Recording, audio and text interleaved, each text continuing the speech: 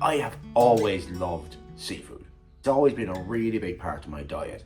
I grew up 3 minutes from a place called Banna Beach in North Kerry, so it was so easy to just get your fishing rod and walk down to the beach. It was just as easy to get a bucket and go walking the beach looking for razor clams, periwinkles, cockles, and one of my all-time favourite, mussels. Something about the whole experience, about getting the mussels, cleaning them, cooking them and eating them from start to finish was a family experience.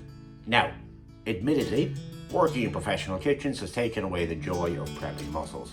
Most chefs out there really don't enjoy the process of cleaning bags and bags and bags of mussels for service. But we still do, which means the reward for all your hard work is worth it. Today we're going to be making mussel linguine in a creamy tomato sauce. So to start with the arduous task of cleaning the mussels, get them into some cold water in a basin, give them a bit of a push around just to get loose dirt off, take off the beard. To take that, you just grab it and pull it towards the hinge of the shell.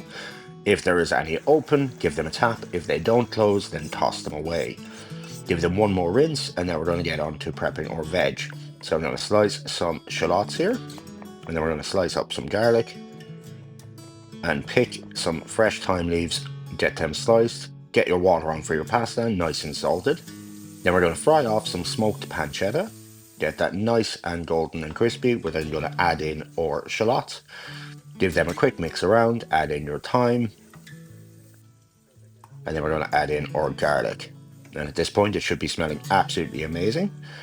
So now we're going to go in with 2 tins of San Marzano tomatoes if you can get them. Break them up with the back of a wooden spoon, get your mussels in there, give it a bit of a shake, pop a lid on it, and then get your pasta cooking. So cook to the recommended time on the pasta packet, minus 2 minutes, because it will cook in the sauce. Take off the lid. Once all the mussels are open, add some cream, give it a shake, get your pasta into the sauce, and now it's time to plate up. So a nice generous amount of the linguine, top off with some of your mussels, add a little bit more sauce, some grated parmesan, a little bit of parsley, and some chive oil. Then we're going to finish it off with some garlic bread and very unceremoniously eat some spaghetti and mussels. This was absolutely amazing. I hope you give a like and subscribe, and I'll catch you on the next one.